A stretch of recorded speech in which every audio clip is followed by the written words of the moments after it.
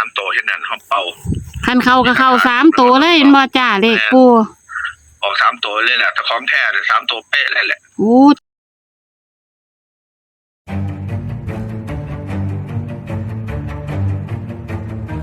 ใส่กว่าค่ะบึงการพออยู่วัดปราสาทอยู่สำนักสงฆ์เนี่ยกำลังสร้างยังค่ะตอนนี้บ่ท่านได้สร้างหยังหรอกแต่มันสิเกิดพึ่งมาอยู่หม่องนี้ก็เจ้าฆ่ากันพาฆ่ากันตายชื่อไสค่ะเอาอยู่หม่องคนตายพาตายอยู่นี่แหละโอ้ติดป่าสวนยางเขาค่ะเป็นปราสาทเก่าแถวสำนักสงฆ์เป็นปราสาทเก่าจ้ะเราฟังกันเต็มนึงตัวมีแต่ผีว่าซั่นเถาะอยู่นำสั่นแล้วค่อยยังสร้างแต่บ่เฮ็ดนำอันนี้ถ้าบ่อยู่หม่องมันย่านจ้างแต่บ่ขังจิตบ่มีพลังข้อที่หลวงพ่อไปสวดอยู่อำเภอเพชรนั่นต้องนอนอยู่ป่าบ่ได้ป่ามันเป็นดอนป่าตะเคียนน่ะป่าตะเคียนตัวบักใหญ่โหเป็นตาย่านแท้ลงมาเนี่ยแปลงเป็นฟ้าแลนเข้าบ้านตัวโยมเห็นนำเจ้าถือกันโอ้ผีนอกน่ะโอ้บ่แหละแสดงฤทธิ์พูดแหละมันจะเพิ่งเห็นน่ะแค่เสียงมันยังบ่เห็นคือเป็นโตเด้เสียงนี่เส้นว่างาไม้หักลงมาสินะหรือเป็นสัตว์เนี่ยมันหายากจนมากเพิ่นจะแสดงแต่เสียงกันล่ะตุ้มตามแต่เสียงมีเสียงน่ะรับทรัพย์เลยแหละเหยียบกุฏิเบิดขึ้นบ่จ้ะกุฏิคนจะมีวิธีแก้อยู่คนมีสวดคาถาอยู่เพิ่นบ่หยังเพิ่นมาขอส่วนบุญแสดงเพิ่นมีฤทธิ์ได้หั่นน่ะจ้ะโอ้ยบ่เคยผ่านปราสาทมันจะแล่นปลาลาบเพิ่นเป็นเสียงแล้วให้บุญให้เขาสวดพวกนี่แหละมนต์พุทธเจ้าบอกให้สวดตัวนี้แหละสวดพวกกรณีอย่างบ่มันเป็นเมตตาใหญ่ตัวสวดให้เพิ่นเขาจะไปเขาจะสงบเขาจะให้โซ่เขาน่ะช่วงปีนั้นปีบ้านนดดังให้ติด3 ตัวพุ่นน่ะ4 งวดที่ว่า30 ล้านล่ะบ่ปู่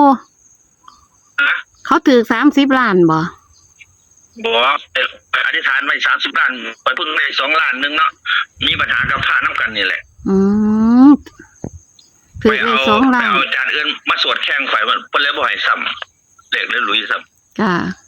ขอเล่นนี้เขามาอยู่ที่แถวบึงกาฬค่อยโอ้คักอยู่แถว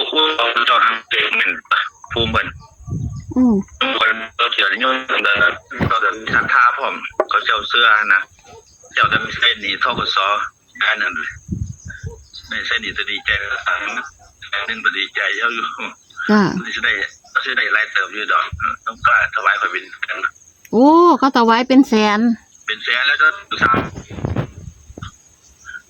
บอกโอ้จะกินกระปูเป็น100 งวดมันตะโบรวยดอกค่ะมึงโอ้เสียงบ่ชัดไปปู่บอกเป็นเสียงทางบ้าน64ว่าให้97 ล้านจะออก97 ล้านมันออกปู่ย่างหาขึ้นแน่จ้ะปู่มันบ่มีสัญญาณปู่ย่างหาสัญญาณแน่จ้ะอยู่ในห้องอยู่มันมีอะไรไปเนี่ยจ้าอยากให้โยมได้ถึงบอกมันจะออกพรรษาแล้วคอยฟังเนี่ยมันเป็น100%เลย1,000,000%เลยแหละก็ต้องกลับตัวนี้ทุกวัน3-2-4เต็มบอกบ่มีผู้ไม่เฮ็ดเป็นเจ้าภาพก็เจ้าบ่ซื้อเลยข่อยโอ้เสียสัจจะบ่ใส่บ่ได้งวด2ข่อยให้63แต่บ่ซื้อเห็นบ่มันเพิ่นบังไว้63ล่างว่ายานี่ถูก3 ตัวได้บ่ค่ะคันแม่นออก3 ตัวเลยแล้วมีหลักฐานในมือถ้ามีลายเนี่ยเดี๋ยวเจ้าจะเข้าได้ข่อยเท่านั้นนะเดี๋ยวล้ำจะเด้งขึ้นค่ะมันเป็นรูปพระที่สายผ้าดำอยู่ดอกนั่นล่ะข่อยละ9มันออกมามันเป็น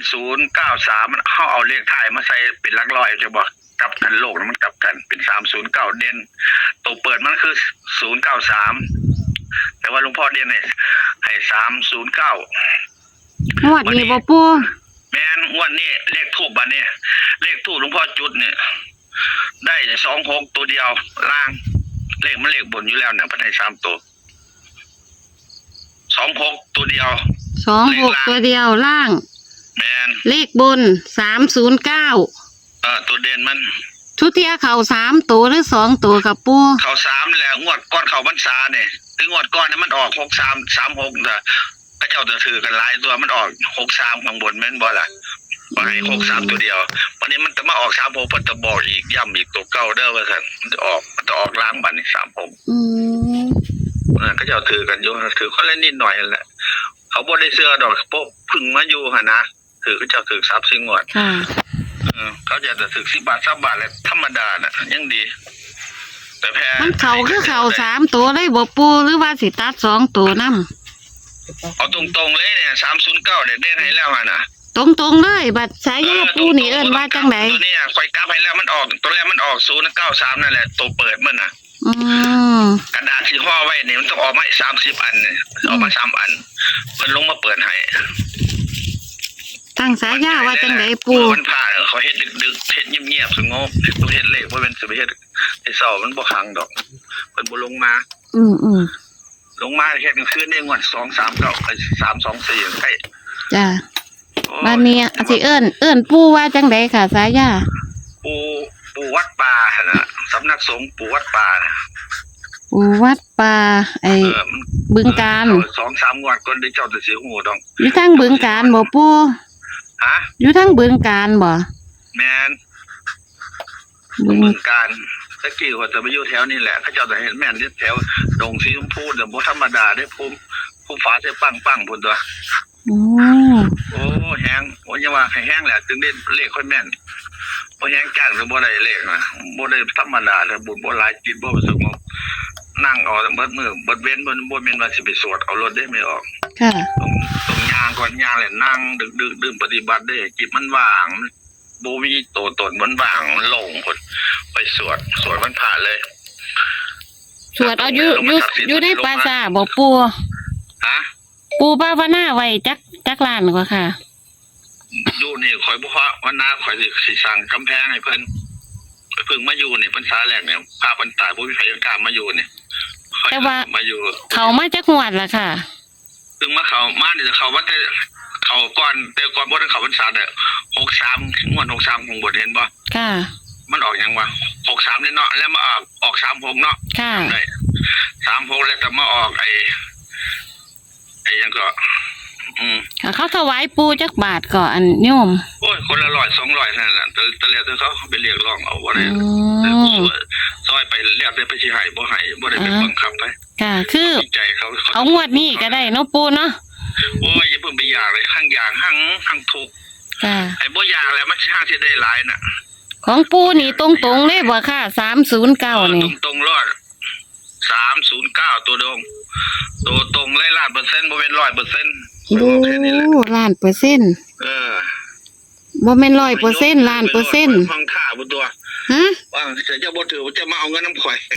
มันนั่นแต่ยังบ่กล้าซื้อจะออกเป็นเป๊ะๆเลย324โอ้เสียดายจังว่าเลขปูนี่ส่วนมากคือเข้า3ตัวเลยบ่ค่ะมันต้องมาเห็นพิธีกรรมแต่ส่วนมากคนสิบ่กล้าเขามากลางคืนเนาะเพราะว่าหลวงพ่อสิสวดกลางคืนสิบ่ไปมาวุ่นวายนะสิเฮ็ดเอาน้ำผีบ่ปู่